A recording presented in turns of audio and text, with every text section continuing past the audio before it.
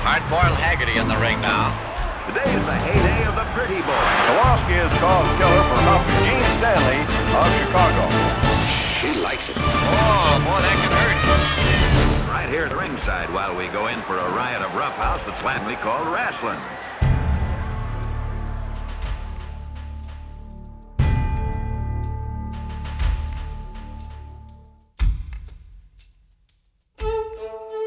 In the year 1812, the author Leigh Hunt wrote, "I think the young women of this present day too forward, and the men not respectful. I hope our grandchildren will be a lot better." I wonder what in the world Mr. Hunt would have thought of this. I want to show you just how much I truly think of you, Jasmine. What would her mother say? This match I'm sure you're going to enjoy. A little rolling over. Remember this hold. You may want to try it out on your mother-in-law sometime. You'll never beat me. You'll wash my clothes. You'll wash my windows. You'll baby my diapers. You're nothing but a... The pre- and post-game antics on early TV were soon to closely resemble their male counterparts. You want to be an animal? I'm dressing you like animal. That's not a lady at all. It is hard to trace the actual beginning of women wrestlers in North America, but we do know that in 1890, a lady by the name of Minerva was promoted as a champion women's wrestler. She hailed from Hoboken. Her real name was Josie. Josie was a pioneer, not only in wrestling, but also as a weightlifter, and performed feats of strength. It was not long before the drawing power of women in the ring was recognized and exploited. Wrestling was actually an established sport in North America among the native Indians when the Europeans began to settle in the 15th and 16th century. The English in North America and the French in Canada turned wrestling into a popular sport, and by the end of the 19th century, moneyed wrestling matches were in vogue. But for women wrestlers, life was a lot tougher. To start with, there were not too many women wrestlers. So like Mae Stein, they found themselves wrestling men. This meant women traveled long distances to face worthy opponents. This fight featured Senorita Alvarez from Argentina up against Madame Roxanne from Switzerland. After World War I, more women entered the fray. Some claimed championship titles, but the majority knew because they were women the crowds would come, and for a little flavor, they threw in mud wrestling. But during World War II, because of the shortage of men, women wrestlers became immensely popular, and with the advent of television, they became an established part of the American sports picture. Names like Mae Weston, Mildred Burke, June Byers, and the fabulous Moolah became household TV stars. But a young blonde, who was a sight to make old men young, was about to enter the arena.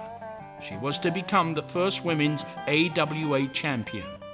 Her name, Penny Banner, and this is her story, for Penny Banner is a true icon of wrestling. Miss Banner is giving the champion a lesson in the proper way to reduce. The only trouble with this kind of reducing plan is you may lose an arm or a leg.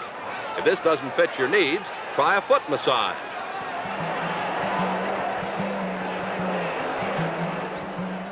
I was born Mary Ann Kostecki in St. Louis, Missouri in 1934. I was the first daughter of my father. He's full-blooded Polish. His name is Kostecki, Kazimierz Kostecki. And my mother's name is Clara Bainey. She's full-blooded German. And Mom and Dad went on to have 3 more children. I was born right after the Depression. Things weren't really all that well. My father worked at a shoe company, and he also sold candy on the side, and Mom was a full-time housewife, and we had just the best time. And then one day, my daddy was gone, and I was 11, and my sister was 9, and my brother was 7, and my youngest brother, he was 1 week from being born. And Mom and Dad found himself another woman, and my mama caught him. And 31 years old with 4 children, 1 still in the basket, she threw him right out. And that was it. And from that day on, my sister and brother and Mom, we did have a bit of a hard time. Anyway, we ended up in the orphan home. Mom wanted us all together, so she put us in St. Vincent de Paul Orphanage in North St. Louis, Missouri. It's Florissant, I think is what it's called. And we were there for 9 months. I made it all the way to 2 months in third year of high school. I was 15, and so I left high school and I got a job downtown St. Louis in a little hamburger shop. And this fella, 21 years old, me 15 and a half, he come walking me home, and he was so nice to me. And as time went on, he knew I was by myself, and he forced himself up into my house with me, and ended up, I found out he was wanted by the FBI. And so we set him up, and we met at a movie theater, and the FBI said, "How will we know him?" And I said, "Well, we'll go to the movie theater, and when he goes back to get my popcorn, you can get him." And that's exactly what happened. They were there waiting for him. He looked at me and he says, "When I get out of here," he says, "I'm gonna find you." And I looked at him and I said, and my eyes were like this, and he walked away. So I was so afraid of him, I went and visited him in jail, just so he wouldn't know that I helped turn him in, you know. So I'm walking toward this jail little window in there, and he says, "I know you turned me in. I know you did it, and when I get out of here, I'm gonna find you and I'm gonna kill you." I said, "No, you're not." And I turned and I left. So I think I'm hiding. Well, I don't know how he found out, but I'm walking down Lafayette Street, and next thing I know, somebody's at my shoulder, and it's him. He made me lay down in bed with him, you know, and I had to lay in his arms, and because we fought so much, he knew he couldn't overcome me, you know. I don't know why he did that, and I wouldn't tell my dad and I wouldn't tell my mom. I was afraid that he was going to hurt them, you know, because he said he would. He said, "Yeah, I'll kill your daddy too."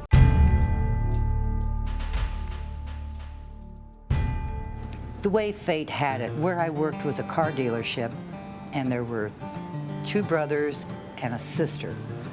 And this sister was married to a man, and they were getting a divorce. So he asked me if I would take care of his 3 kids. One was 2, one was 4, and one was 6. And I just loved them. Anyway, as the story goes on, I love them. I got $15 a week. He said, "When I come home from work, you can have the car." So he gave me the car, and I went off and I worked at a lounge in the evening time. And so in the basement of this house is this whole gym set up. So I'm saying, this Blackie's gonna get out of jail.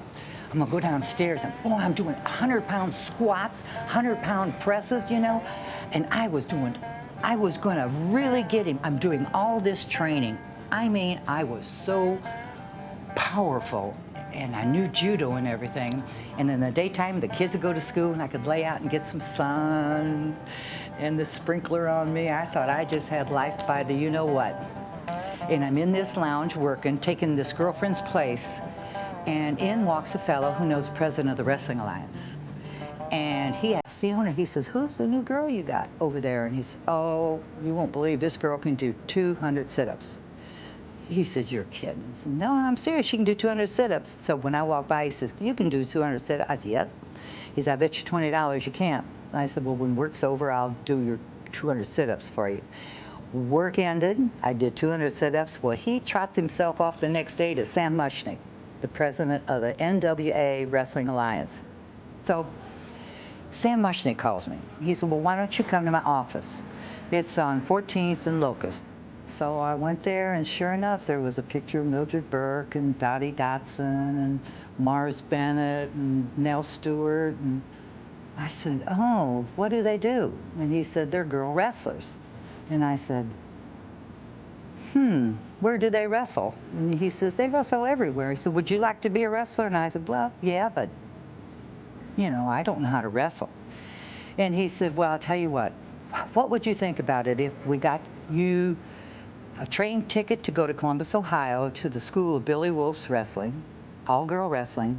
We'll give you $50 a week, and we'll give you a piece of paper saying if you don't like it, in 2 weeks you can come back home." I said, "Okay."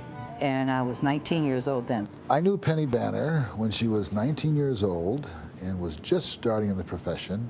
She didn't know who I was, and she was absolutely the most desirable female creature that I had ever seen at that time. And then I found out how tough she was, so that, settles you down. And I've known her since then, and that was in 1956. Did I just tell her age and mine?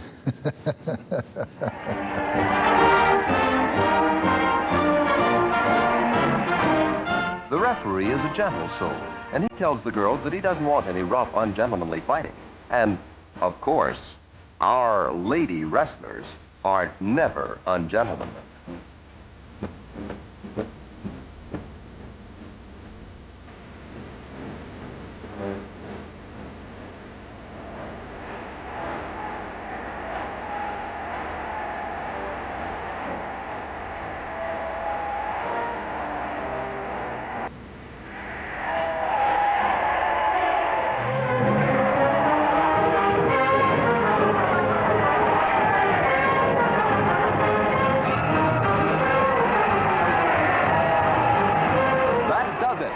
As Mae Weston and Mildred Burke fought it out for the title, it would not be long before two new names would be constant contenders for this valued prize.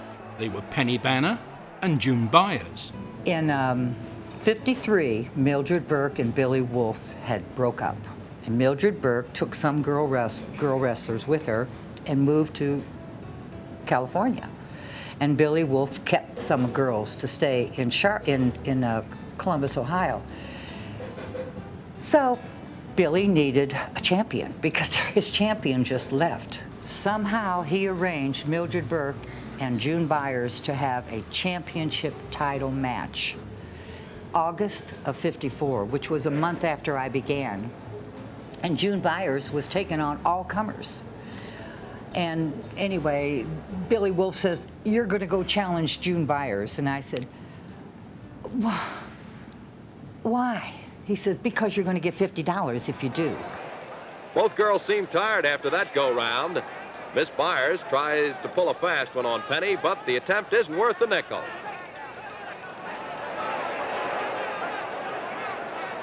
The champion has the baffled Miss Banner in a precarious predicament in the corner, but the 160-pound challenger turns the tide of battle in her direction with some bruising but illegal punishment. Proficient Penny tries to better her position, and it proves to be her downfall. Only some stiff-necked strategy saves the overconfident challenger.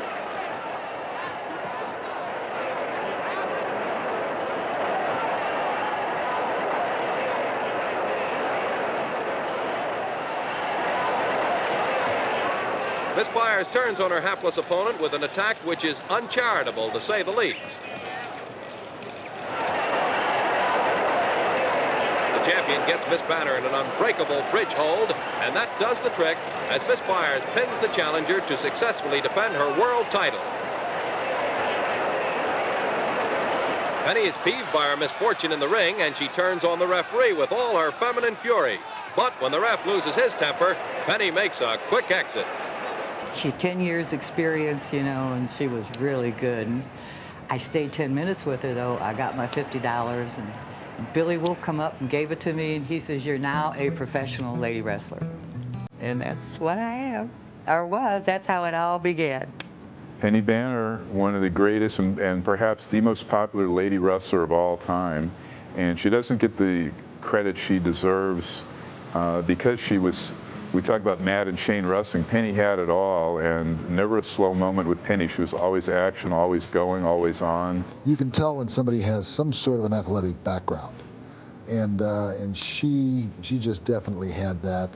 Her balance, her movements, and the intensity that she would put things at the right place, at the right moment, at the right time. It was very, very much so a hell of an athlete, just as soon as I met her, And I knew she was going to then be, quote, one of the better ones, period. Penny was the best girl wrestler that I have ever had the privilege to be in the ring with. She had knowledge, and I learned from her. She used to beat my butt all over the place. And she was wonderful. There was only a couple girls that I could say that would do what Penny done, and it was long before and far in between. The glamour, bringing the beauty out, the voiceness that she gave, the sexiness that she gave, and the skill that she produced in that ring.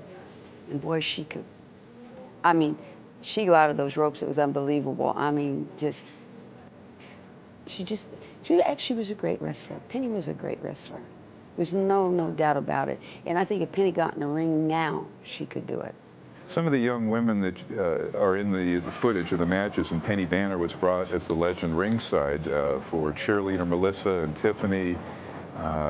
Just those women all respect Penny Banner because they know that she is one of the top, if not the greatest women's wrestler, a professional wrestler style of all time. And so much respect ringside, all of the lady wrestlers at Cauliflower Alley and the male wrestlers too.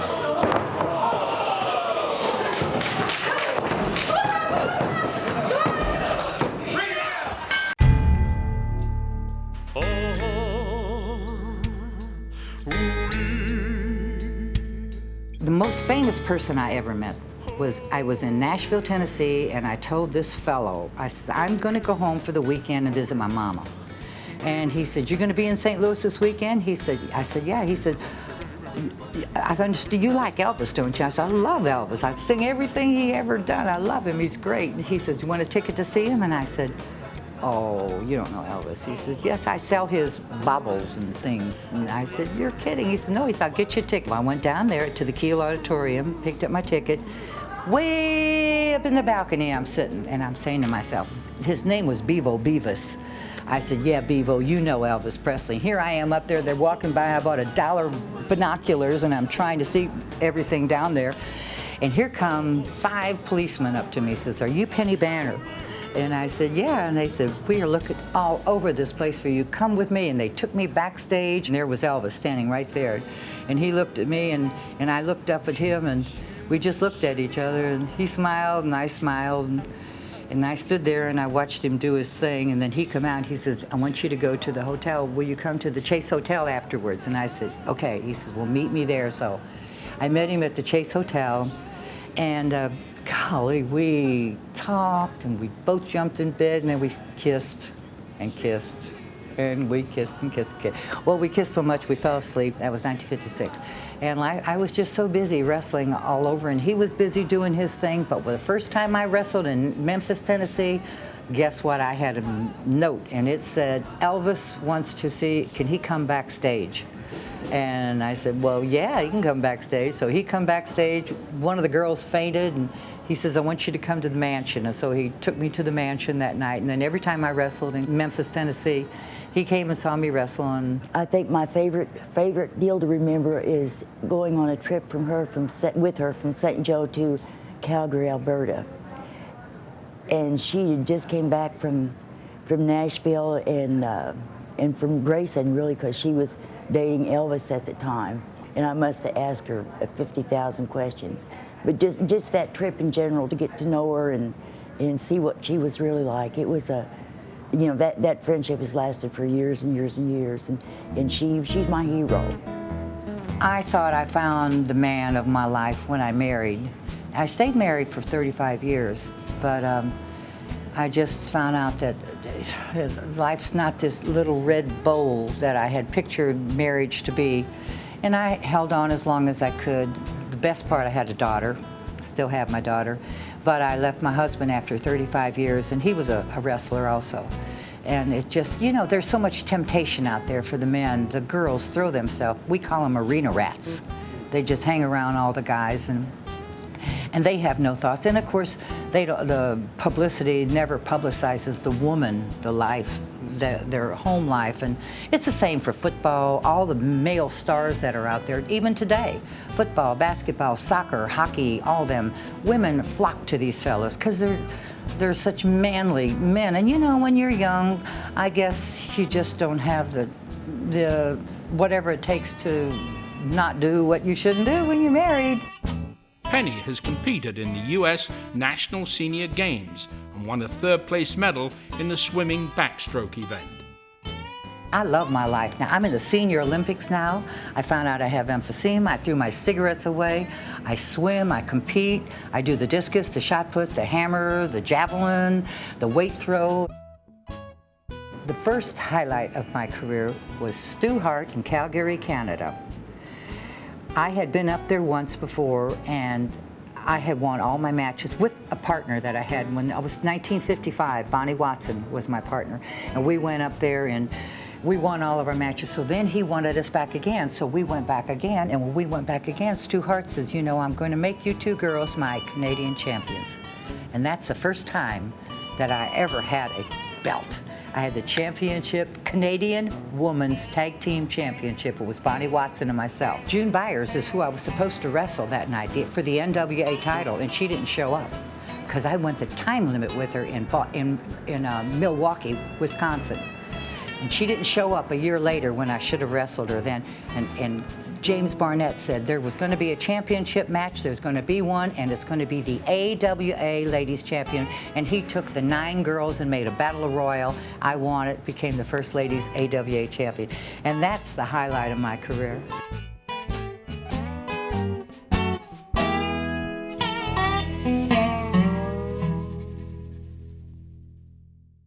If I had to be remembered one particular way, I would want to be remembered as an athletic, good-looking woman, full of life, that likes to have fun.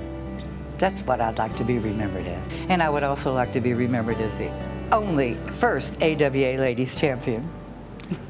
It is said that age is the most terrible misfortune for mankind.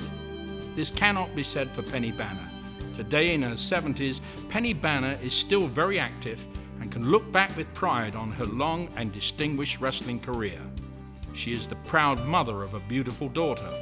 She is an author, having written her biography. The book is titled Banner Days. It is truly a tell-all biography. She is a proud member of the revered Cauliflower Alley Club. This is the place where all the great old-timers gather once a year in Las Vegas to get together and honor the past. Many young pretenders to the throne of wrestling are in attendance to pay homage and their respects to the greats of the past, without whom there would have been no future. As a matter of fact, because there was no special category for women CAC awardees, they created a special one just for Penny, awarding her the Art Abrams Lifetime Achievement Award. But on the 21st of May 2005 came the crowning moment in Penny's career, as the president of the Professional Wrestling Hall of Fame inducted Penny into the Wrestling Hall of Fame. Perhaps these words sum up Penny best. Happy is the woman, and happy she alone, she who can call today her own, she who secure within can say, tomorrow do thy worst, for I have lived today. Live long, Penny Banner.